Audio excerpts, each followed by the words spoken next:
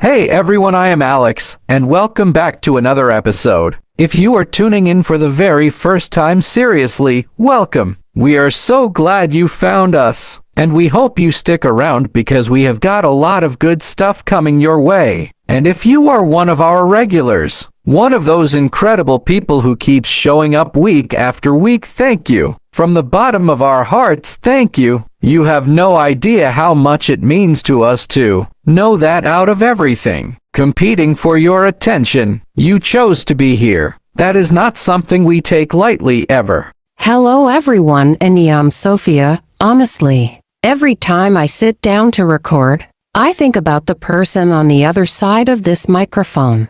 Maybe you are driving right now, maybe you are on a walk. Maybe you are folding laundry or sitting at your desk pretending to work. Hey, no judgment, we have all been there. But wherever you are, I want you to know this episode was made with you in mind. We spent a long time thinking about this topic, talking about it between ourselves, and honestly arguing about some of it too, which always makes for better content. By the way, Alex, it really does.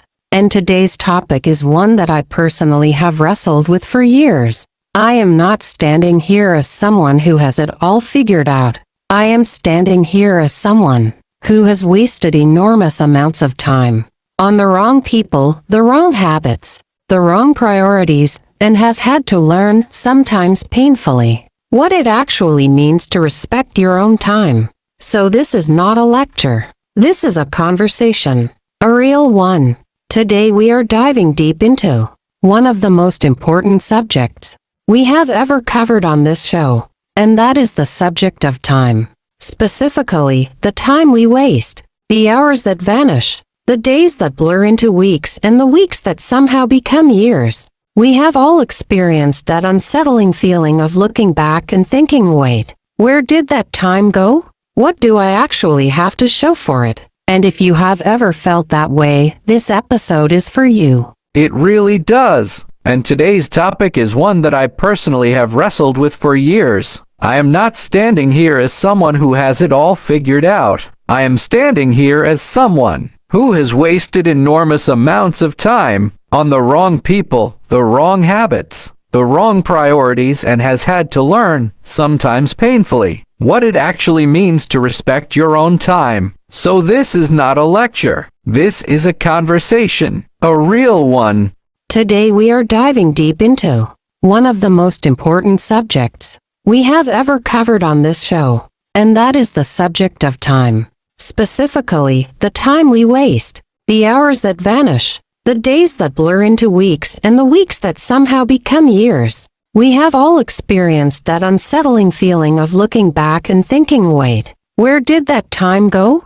What do I actually have to show for it? And if you have ever felt that way, this episode is for you. We have broken today's show into 4 powerful sections. Each one builds on the last, and by the time we reach the end, our goal is that you are not just informed, you are genuinely moved to make a change. Not tomorrow, not next week, today. So get comfortable, clear your head, and let us get into it. I want to start with a word, just one word. And I want you to really sit with it for a moment before I say anything else about it. The word is later. Later. Such a small, innocent-sounding word. 3 syllables, easy to say, even easier to believe. And yet I would argue with complete conviction that later is one of the most destructive forces in a human life. Not dramatic events. Not external failures. Not bad luck. Just this quiet, comfortable little word that we reach for every single time life asks something of us that we are not ready to face. Think about how many times you have said later today, not in a conscious, deliberate way, just casually, almost automatically. I will reply to that message later. I will start that project later. I will have that conversation later. I will take care of my health later. I will work on my dream later. And in the moment, it feels completely reasonable. It feels responsible, even like you are just managing your load, being realistic, buying yourself time to be more prepared. But here is the brutal truth that took me years to fully accept. Later is not a time. It is an escape. It is the story we tell ourselves to avoid the discomfort of doing something right now. And every single time we use it, we are not just postponing a task, we are postponing a version of ourselves. We are choosing the comfort of the present moment over the potential of who we could become. Let me give you a real-world picture of this. Imagine you have a dream. Maybe it is starting a business. Maybe it is writing a book. Maybe it is learning an instrument, getting fit, moving to a new city, repairing a relationship. And every day, you wake up with that dream somewhere in the back of your mind. But every day, something else takes priority. There are emails to answer, errands to run, shows to watch, fatigue to recover from. And so the dream gets pushed. Day after day after day. Not canceled, just postponed. Just later. Now fast forward 5 years. The dream is still there probably. But it is a little dimmer now, a little heavier, because 5 years of later have piled on top of it.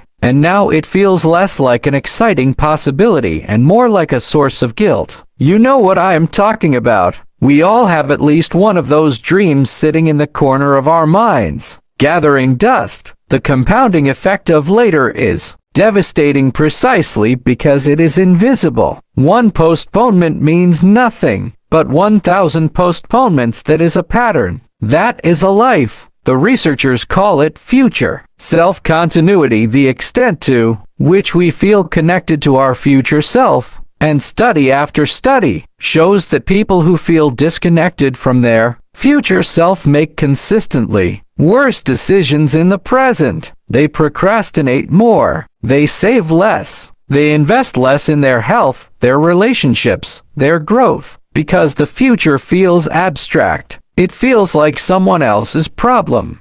Okay, so Alex gave us a beautiful foundation in part 1, and if that hit home for you, good, hold on to that feeling. Because in this section I want to get a little more specific. I want to talk about the actual, day-to-day mechanisms through which your time disappears.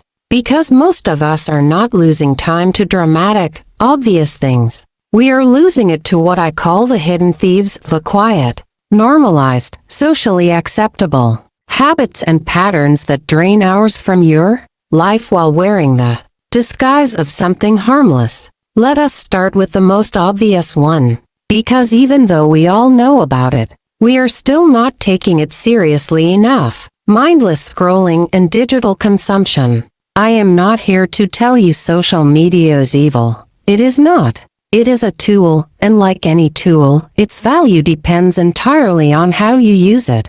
But I want you to actually sit with this number for a moment. The average person spends somewhere between 2 and 4 hours per day on their phone scrolling, watching, tapping, swiping.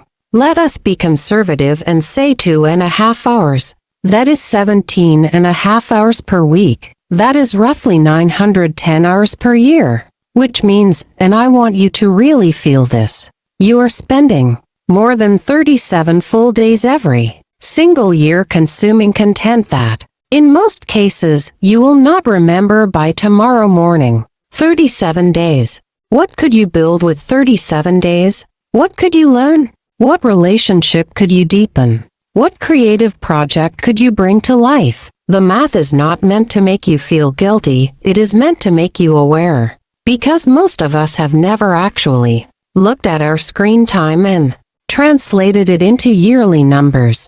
When you do, it changes things. The second hidden thief is one that is sneakier and, honestly, more emotionally loaded, saying yes to the wrong things and the wrong people. We live in a culture that praises busyness.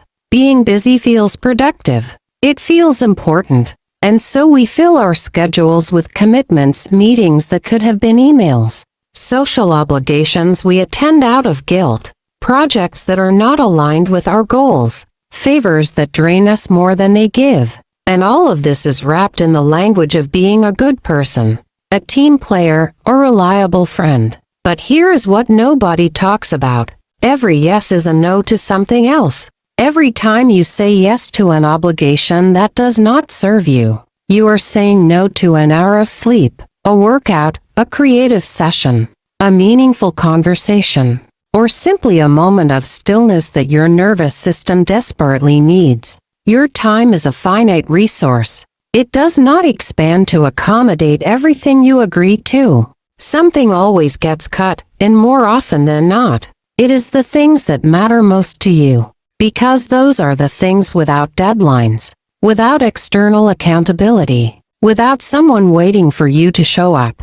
Learning to say no gracefully, firmly, without excessive explanation is not a social skill. It is a survival skill. It is the skill that separates the people who end up living a life they designed from the people who end up living a life that was designed for them by everyone else's expectations. The third hidden thief is perhaps the most insidious because it happens entirely inside your own mind.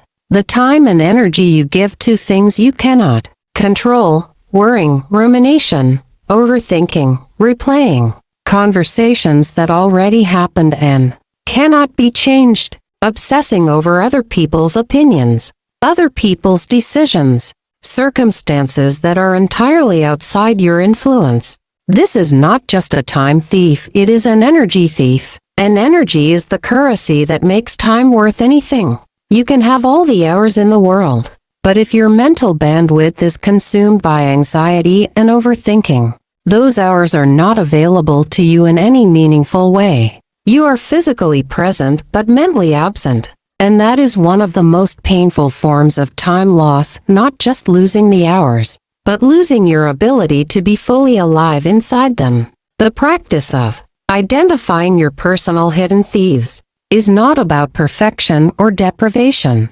You do not have to delete every app or say no to everyone. You just have to start paying attention.